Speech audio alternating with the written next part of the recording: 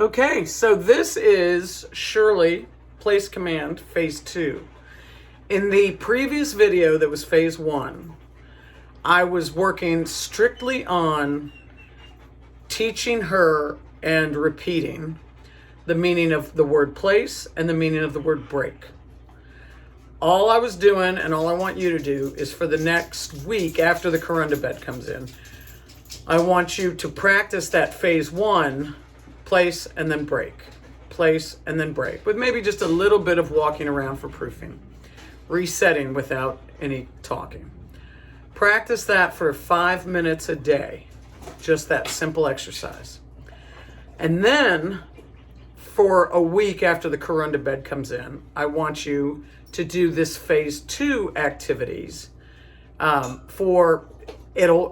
time will increase as you work on it, but you can start with 5 minutes and then hope within a week to build to maybe 15 minutes or so. So what we're focusing on in Phase 2 is that we're going to start adding challenge, little bits of challenge. You want to try to avoid getting cocky or rushing this process. You want to build it up gradually. So there are two things that we are trying to build here. Two areas with which we are going to create challenge. One is impulse control. She's on the bed and then we tempt her with food or toys or treats. Down the road, I could tempt her with another dog who comes out to play. That is way down the road though. So impulse control means she's on the bed and I'm creating things that are going to make her want to come off. I'm tempting her to come off. The other thing, slightly different, is endurance. With endurance, meaning trying to get her to stay on just a little longer. What I usually do with endurance is I go sit down. I put her on and I sit down. Look at my phone, watch TV, whatever. The idea is you just have to sit over there. I could give her something to chew on if you wanted to, but I just want her to deal with being on there and staying on there until I release her. So endurance is one goal. Impulse control is a complementary but different goal. So let me show you what that looks like. First, whenever I start working on place command again, it's been about, 45 minutes since we worked on Phase 1. She has since then had playtime and a little bit of rest time. So now we're back at it. And the first thing I'm going to do is just give her a little reminder. Here, baby. Place. So we're just going to do a simple little, a minute or two of Phase 1. Break. Good girl. Good girl. Place. Now you notice, I think you can see on the camera, that every time I turn around, she's hoping we're going to go outside. I don't worry about that. She can hope. I don't talk to her. I don't say no. I don't have conversations about, we're not doing that right now. The more conversation we have, good girl. The more conversation that we have with her, the more excited we make her, and that is the antithesis of what we want to do. Let me adjust this just a bit so you can see her a little more. So, I gave her a little primer. Now, we're going to start with starting to practice impulse control with little challenge. Place. She's on. I'm dropping the leash. Dropping the leash is a great way to start. It's not usually the drop of the leash that stimulates a dog. It's usually the picking up. We'll see that in a second. So here's the first thing I do. I have these really high value treats. I'm holding them. I'm crinkling them. Let me see here.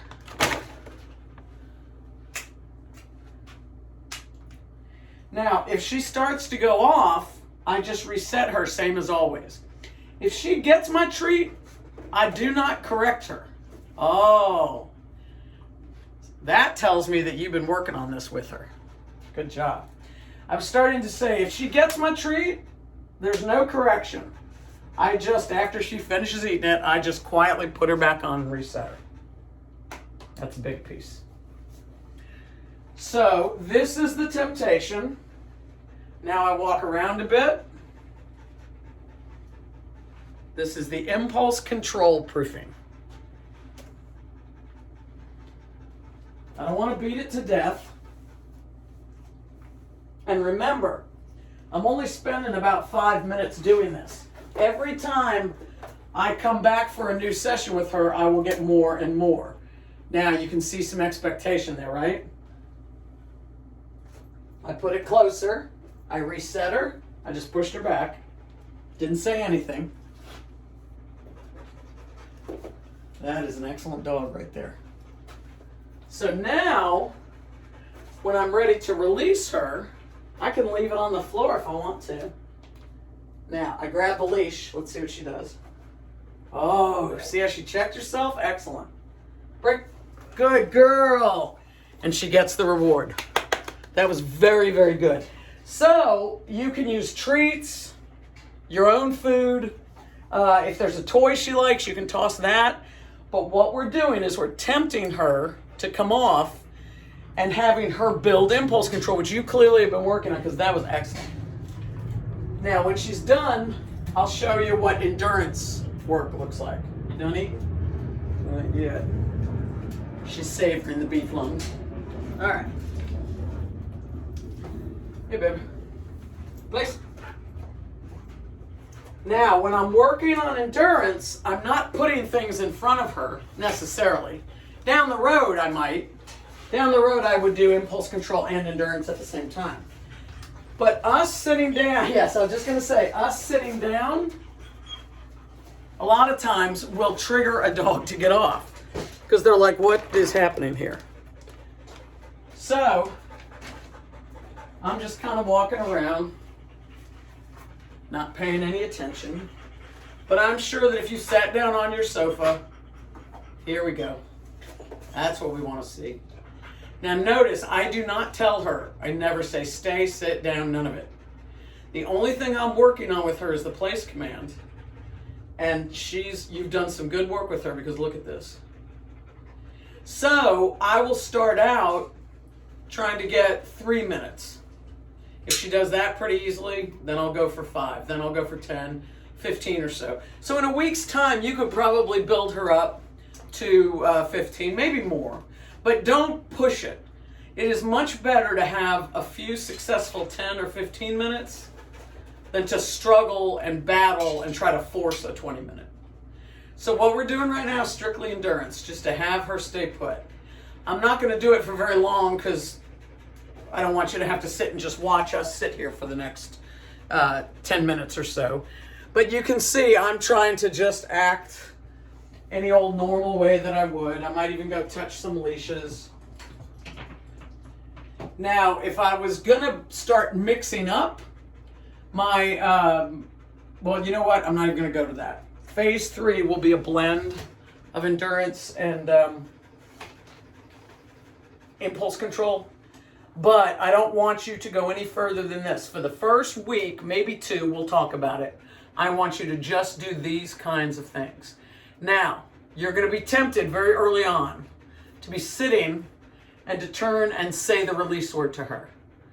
I don't want you to do that. I want you to get up and go pick the leash up because she's going to have a leash on for at least a couple of weeks. When we pick it up, that's often a trigger. This is excellent.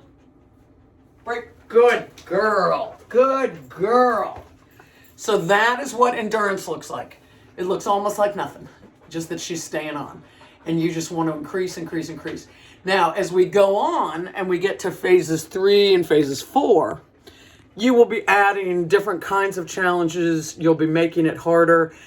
At another point, we'll even start to use a tether, a back tie, so that you can really push her and move further and further away from her. So more to come. But right now, when that Corunda bed comes in, I want you to spend the next week doing phase 1, 5 minutes every day. And then separate from phase 1, I want you to practice phase 2 at another time of day. Start for about 5 minutes and just progress as you see fit. All right? You got this. Over and out. You've done a good job with her.